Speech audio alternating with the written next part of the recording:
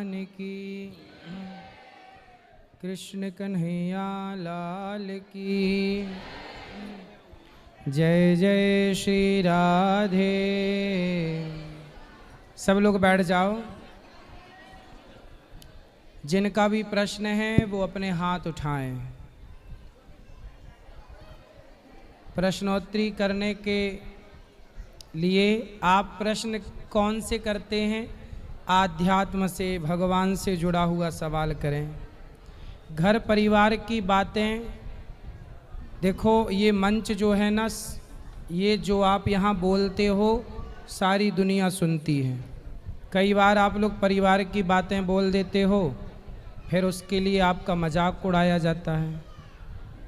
आपके घर पहुँचने के पहले आपकी कही बात आपके घर पहुँच जाती है। इसलिए कोई भी घर परिवार की बातें सोच विचार के बोलिएगा। प्रश्नोत्तरी का मतलब है कि आप कोई आध्यात्म जगत से जुड़ा हुआ सवाल करें।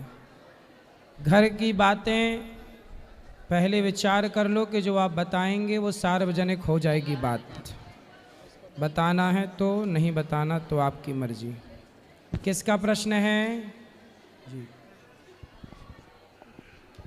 महाराज जी, सबसे पहले तो आपको बहुत बहुत प्रणाम। और ये जो आप कार्य कर रहे हैं सनातन धर्म को लेकर के, इतने जो आपके मीम्स बनते हैं, आपकी आलोचनाएं होती हैं, इतनी ज़्यादा सहनशीलता से, सहन शक्ति से आप जो कार्य कर रहे हैं, उसके लिए सबसे पहले तो मैं आपको बहुत बहुत प्रणाम करता हूँ।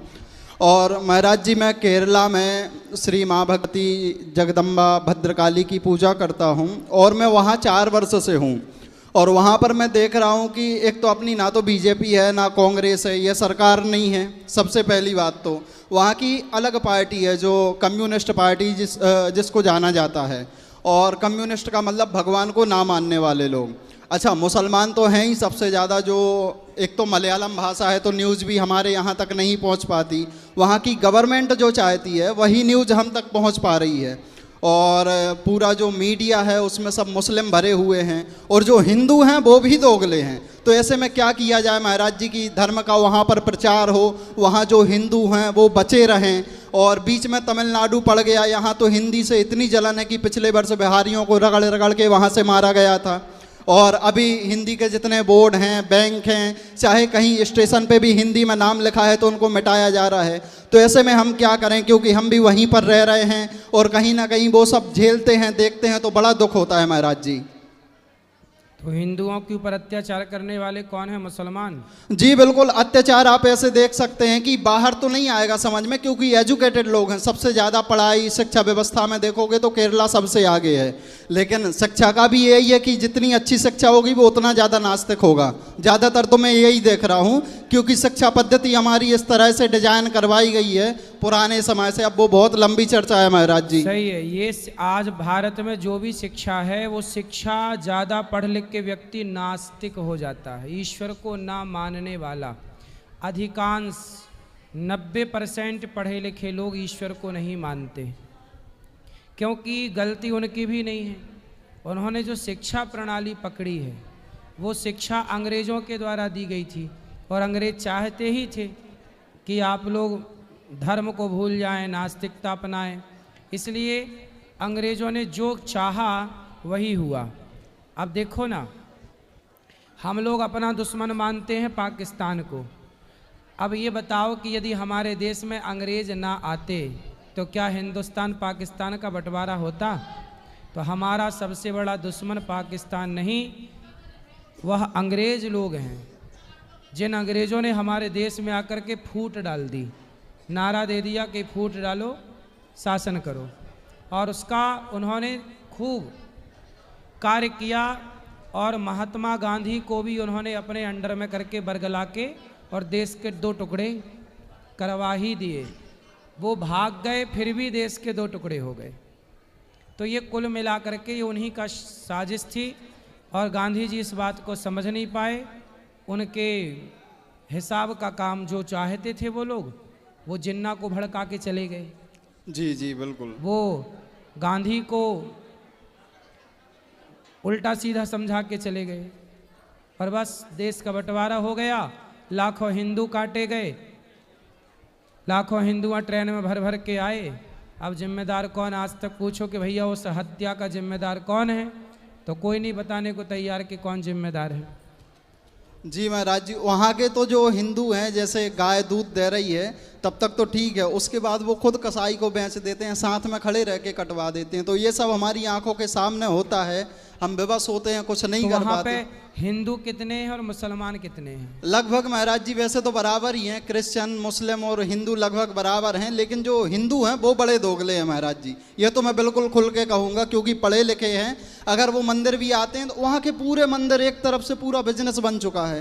अब देखो ना, अभी वक्फ बोर्ड का आया, उसमें लगभग 200 हिंदू नेताओं ने तो उसके पक्ष में वोट बिल्कुल दिया बिल्कुल है। बिल्कुल। तो हिंदू सनातनी यदि कट्टर सनातनी हो जाए तो क्या मजाल कि भारत की तरफ कोई आंख उठाकर देखता। जी, ये जी। जयचंद ना होता, यदि जयचंद ना होता तो पृथ्वीराज चौहान की आंखें ना फूटती। जी, और महाराज जी अभी आप बिग बॉस में गए थे तो आपकी बड़ी आलोचनाएं हो रही थी। मैं भी एक सोशल मीडिया पे सनातन के लिए ही वीडियो बनाता हूं, और मैं तो आपके पक्ष में था और सत्य के पक्ष में था, और बोलता भी रहता हूं महाराज जी। जैसे ये देखो, यहीं पे फटे जीन्स वाले 50 मिल जाएंगे अभी, जिनके जीन्स फटे होते हैं, चाहे बालक हो बालिकाएं हो। तो मैं तो बिल्कुल महाराज जी दहाड़ के और खुले एकदम से मैं बोलता हूँ निष्प्रकार।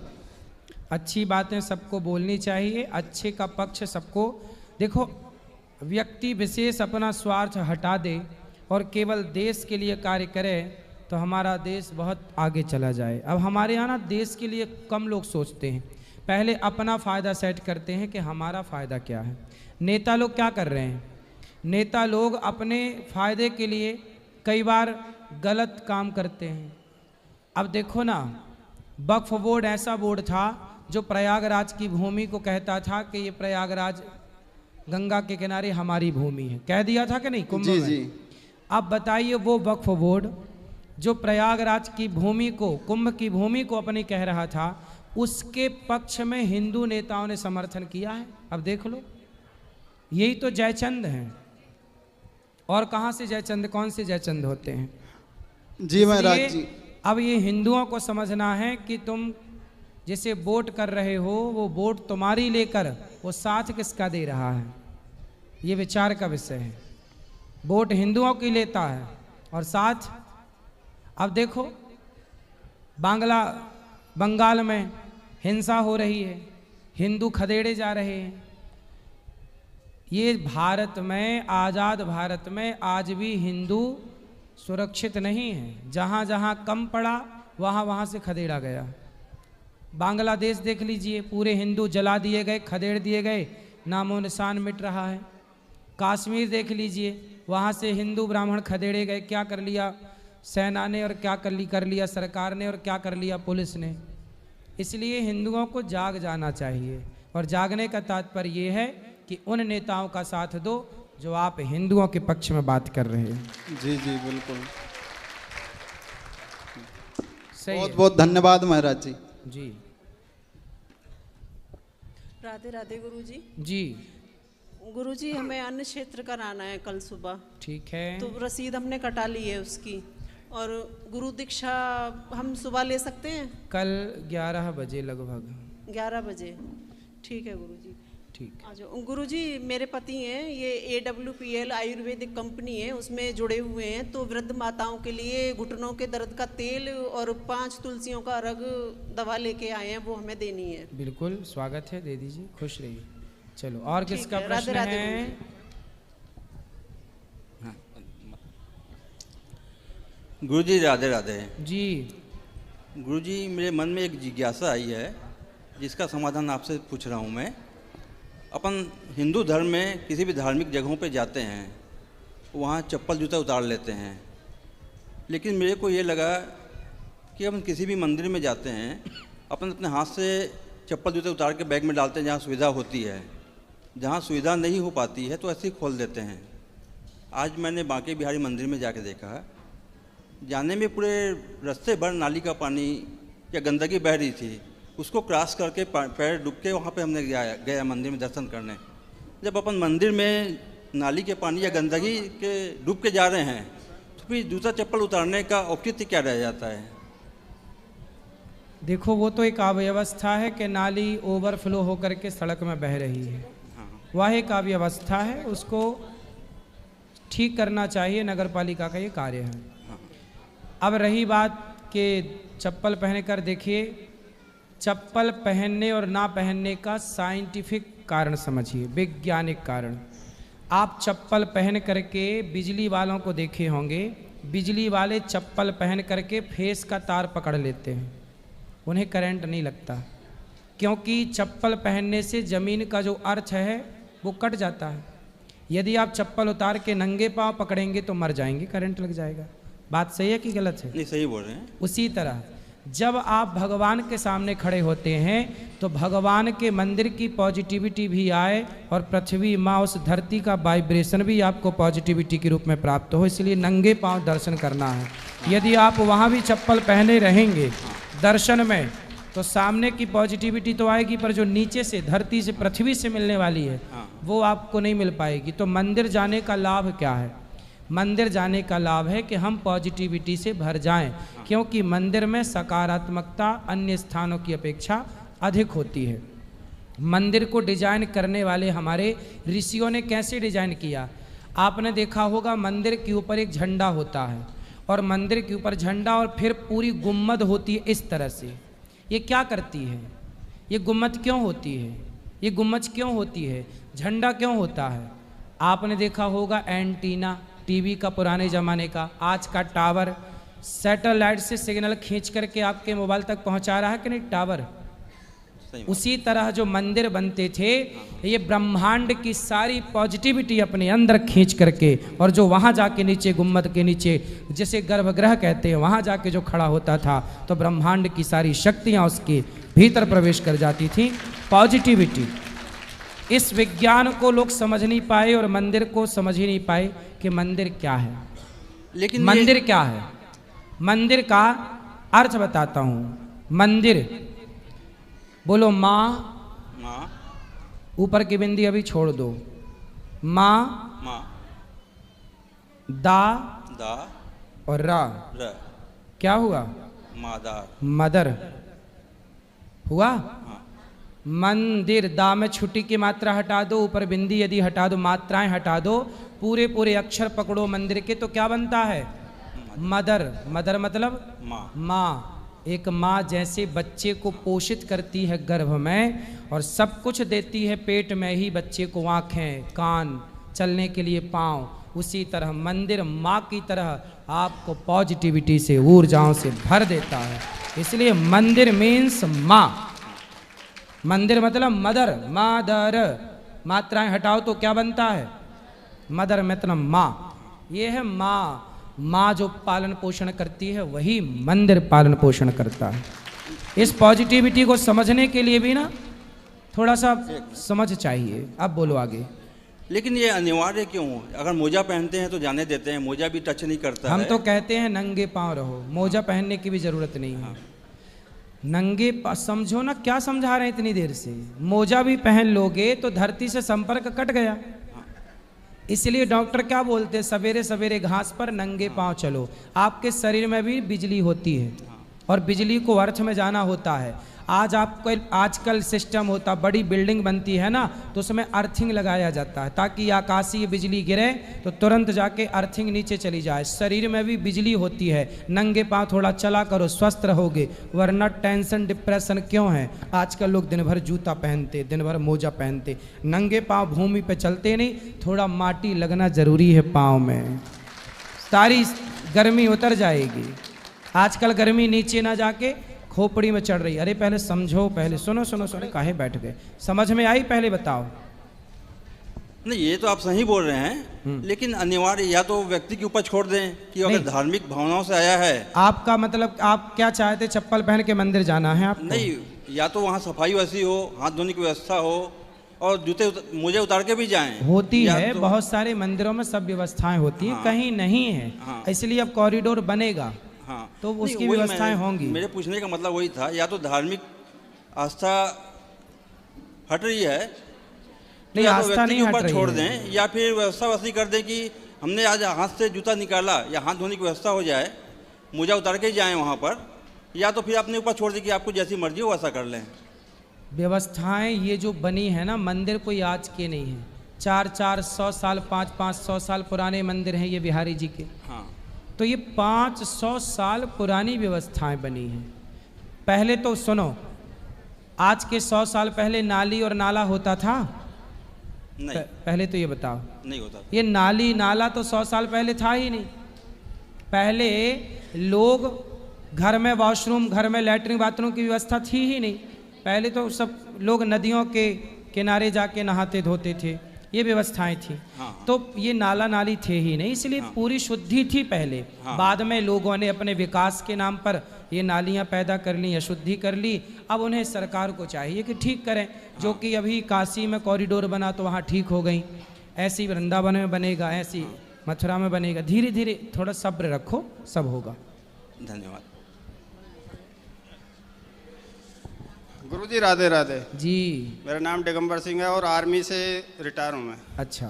अभी मैं आयुर्वेद में काम कर रहा हूँ, जो कि हर बीमारी के लिए दवाई हैं, मतलब काढ़े हैं सर। और अभी मैं वृद्ध माओ के लिए कुछ एक तुलसी का तेल है जो 5 तुलसियों के बीजों के ऑयल है। अच्छा। वो 200 बीमारी में काम करता है और कंटिन्यू उसको 2 साल तक यूज करने से किसी को कैंसर नहीं हो सकता। अच्छा। हाँ जी। और उसको बहुत क्या सारे पीना रहता? नहीं, हाँ पीना, 1 बूंद पानी में डालकर, गुनगुने पानी में, कप में 1 बूंद डालना, फिर ऊपर से पानी डालना आधा कप और पीना डेली। तुलसी का अर्क है? हाँ, तुलसी के अर्क नहीं है, बीजों का ऑयल फॉर्म है ये। अच्छा। जो 5 तुलसी है ना मेन, उनका ऑयल है। और एक तेल है जो कहीं भी लगाने से दर्द खत्म हो जाएगा टेम्परेरी। जैसे मूव लगाते हैं हम, बाम लगाते हैं, उसकी ज़रूरत नहीं है, प्योर आयुर्वेद है। जो हमारी संस्था है AWPL एस्लीपीस वेलनेस प्राइवेट लिमिटेड, जो कि आज आपने सुना भी होगा, और आयुष्मान मंत्रालय से सारे सर्टिफाइड है। सही। जो कि मतलब हार्ट की समस्या। सेना में भी अब आयुर्वेदिक दवाइयाँ प्रवेश कर गई? नहीं, मैं तो अब रिटायर हो गया। रिटायर होने के बाद सेना के अंदर हाँ, नहीं है? हाँ, आयुर्वेदिक है जी। फिर अच्छा है। और ये भी जो संस्था हमारे मतलब आर्मी से ही रिटायर हैं, उन्होंने ये काम किया है, आज बहुत बड़े लेवल पे काम कर रही है। जल्दी ही मतलब अभी पिछले साल इसको लंदन की संसद में वर्ल्ड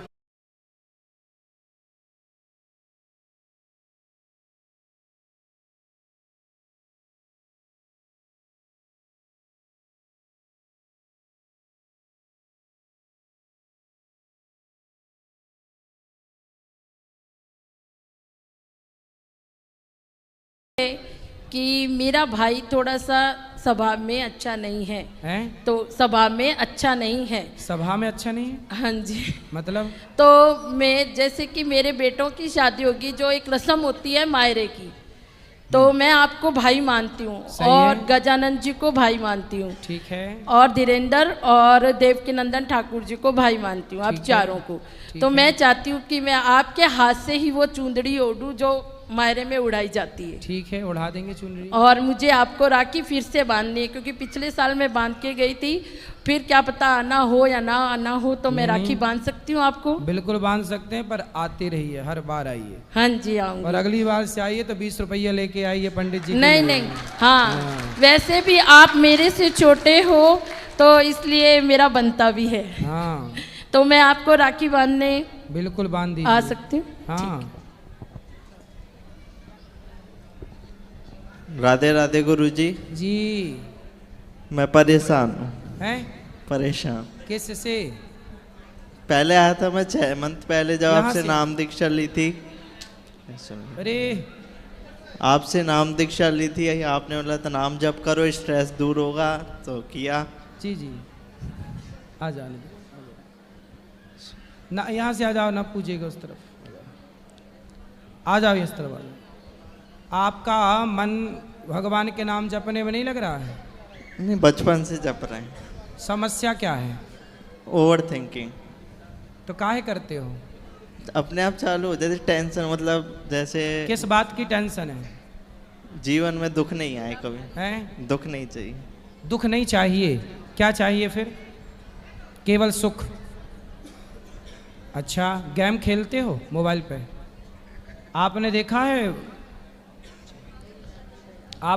है हॉस्पिटल में जब व्यक्ति वेंटिलेटर पे जाता है तो वहाँ पर जो मशीन होती है उस पर लाइन चलती है, ऐसे ऐसे ऐसे ऐसे ऐसी लाइन चल रही है, टेढ़ी टेढ़ी। इसका मतलब क्या है?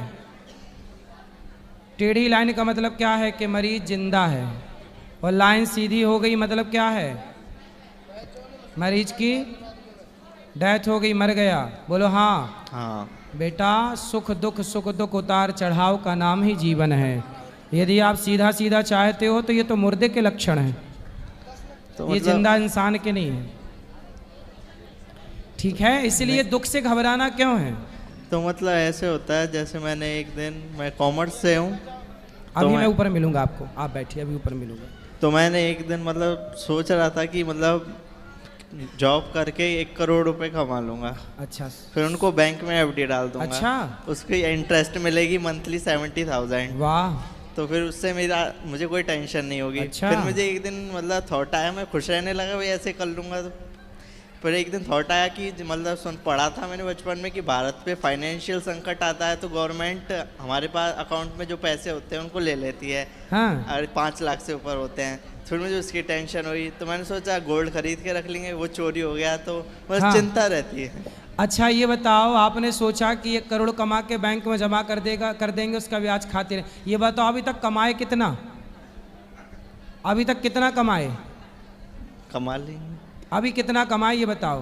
अभी पढ़ रहे हैं, अभी 1 रुपया नहीं कमाए, और करोड़ों कमा के बैंक में जमा भी हो गए, ब्याज भी खा लिया, और ये भी विचार आ गया कि कहीं सरकार ले न ले तो ये नहीं गोल्ड खरीद लेंगे। यार तुम करो कुछ, ये सोचो मत। तुम जो सोचते हैं ना वो कर नहीं पाते, क्योंकि आपने सोच लिया इतना सारा कचरा। करने पे विश्वास करो बेटा, सोचने पे नहीं। तैरना हो, स्विमिंग करना हो तो पानी में उतरना पड़ता है। खटिया में पड़े पड़े हाथ पांव चलाने से कोई तैरना नहीं सीखता। तैरना सीखना हो तो पानी में उतरना पड़ेगा। क्यों? खटिया पे हाथ पांव चलाने से कोई तैरना सीख जाएगा? बोलो, आपको आता है तैरना? स्विमिंग आती है? तो आप बिस्तर में पड़े पड़े सीख लोगे? कहाँ उतरना पड़ेगा? इसलिए पैसा कमाने के लिए भी मैदान में उतरना पड़ेगा। ऐसे थोड़ी कि सोच लिया करोड़ आ गए जमा, फिर सोचते रहो, क्या होगा सोच सोच के? तो मतलब रुकता नहीं है दिमाग चलना। पढ़ाई करो मन लगा के। क्या पढ़ते हो? सीनियर के पेपर दिए। कितनी उम्र है आपकी? 17। बस ये उम्र सही है अब कमाने की। कमाओ थोड़ा, करोड़ों के ख्वाब ना देखो। अभी 1000 कमाओ, फिर लाख कमाना धीरे धीरे। अभी 1000 कमाना सीखो, ठीक है? 1000 कमा लोगे तो 10,000 भी कमा लोगे, 10 कमा लोगे तो लाख भी कमाओगे, 10 लाख कमाओगे तो 1 करोड़ भी कमा सकते हो। पहले 1000 पे रहो, एक सीढ़ी पे पाँव रखो, फिर दूसरी सीढ़ी पर। एक साधे सब सधे, सब साधे सब जाए। ठीक है बेटा, मन लगा के पढ़ो और काम करो। इतना ज़्यादा सोच विचार की ज़रूरत नहीं है। राधे राधे।